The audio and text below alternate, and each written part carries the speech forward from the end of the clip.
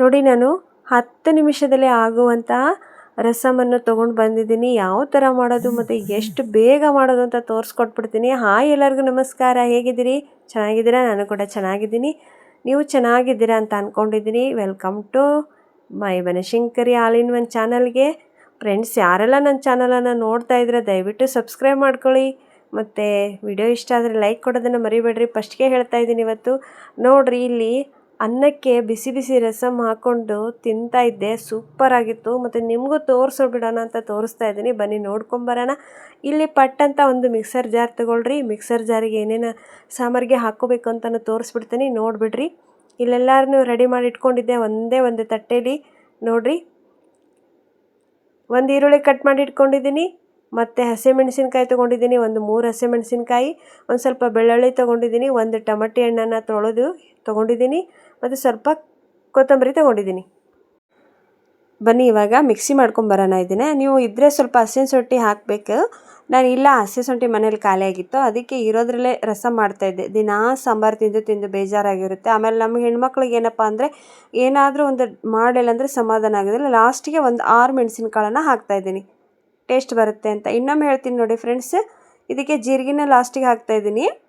ಮತ್ತು ಹುಣಸೆ ಹಣ್ಣನ್ನು ನೆನೆ ಇಟ್ಕೊಳ್ಳಿ. ಸ್ವಲ್ಪ ಹುಣಸೆ ರಸನ ತೊಗೊಂಡಿದ್ದೀನಿ.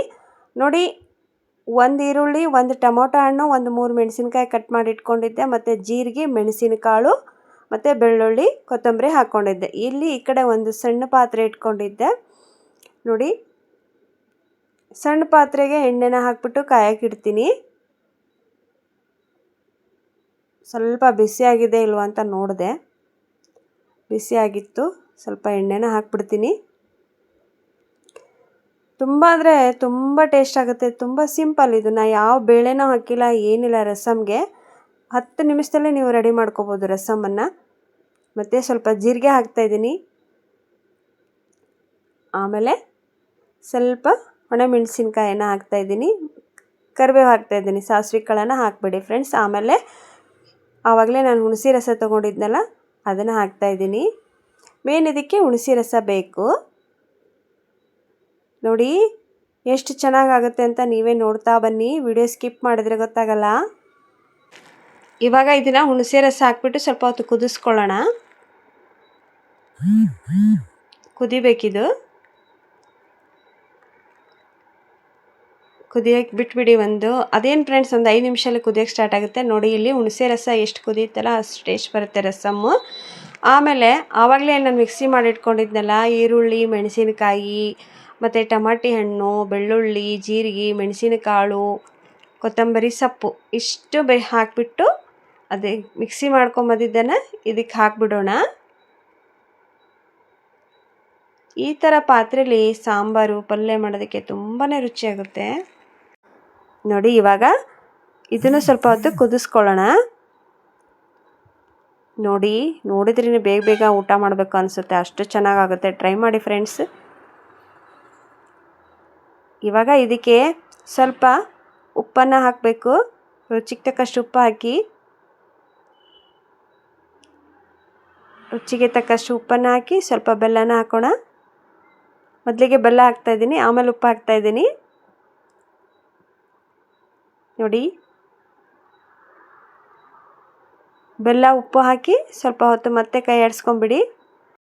ನೋಡಿ, ಮನೇಲಿ ರಸಮ್ ಪೌಡ್ರ್ ಇದ್ದೇ ಇರುತ್ತಲ್ವ. ರಸಮ್ ಪೌಡ್ರ್ ಇತ್ತು ಅಂದರೆ ಹಾಕಿ, ಇಲ್ಲ ಅಂದರೆ ಮನೆಯಲ್ಲಾದರೂ ನೀವು ರಸಮ್ ಪೌಡ್ರನ್ನ ಮಾಡ್ಕೋಬಹುದು. ಬೇಕಾದ್ರೆ ಅದರ ವೀಡಿಯೋನು ಮಾಡಿ ಹಾಕ್ತೀನಿ.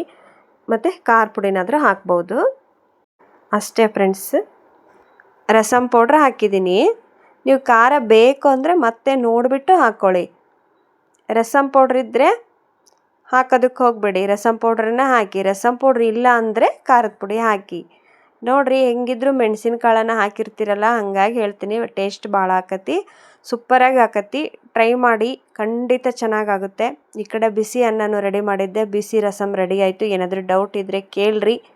ಅದಕ್ಕೆ ನಾ ಬಿಸಿ ಅನ್ನಕ್ಕೆ ಬಿಸಿ ರಸಮ್ ಅಂತೂ ಸೂಪರ್ ಆಗುತ್ತೆ. ಇದರಲ್ಲೇ ಸ್ವಲ್ಪ ತುಪ್ಪ ಹಾಕ್ಕೊಂಡು ತಿನ್ನಿರಿ, ಮತ್ತೆ ಮತ್ತೆ ಮಾಡ್ಕೊಂಡು ತಿಂತೀರಾ, ಅಷ್ಟು ಚೆನ್ನಾಗಾಗುತ್ತೆ. ದಯವಿಟ್ಟು ನನ್ನ ವಿಡಿಯೋ ಇಷ್ಟ ಆದರೆ ಲೈಕ್ ಮಾಡಿ, ಕಮೆಂಟ್ ಹಾಕೋದನ್ನು ಮರಿಬೇಡ್ರಿ. ಏನಾದರೂ ತಪ್ಪಿದ್ರೆ ಕ್ಷಮಿಸ್ರಿ ಅಂತಲೂ ಕೇಳ್ಕೊತೀನಿ. ನಿಮ್ಮೆಲ್ಲರ ಸಪೋರ್ಟು ಹೀಗೆ ಇರಲಿ. ಸಪೋರ್ಟ್ ಮಾಡ್ತಾಯಿರಿ ನನ್ನ ಚಾನಲ್ಗೆ, ಬನಶಂಕರಿ ಆಲ್ ಇನ್ ಒನ್ ಚಾನಲ್ಗೆ. ನಾನು ನಮ್ಮ ಹಳ್ಳಿ ಸೈಡ್ ಮಾಡುವಂಥ ಎಲ್ಲ ವಿಡಿಯೋಗಳನ್ನು ರೆಸಿಪಿಗಳನ್ನು ಹಾಕ್ತಾ ಇರ್ತೀನಿ. ಮತ್ತೆ ಸಿಗ್ತೀನಿ. ಧನ್ಯವಾದಗಳು.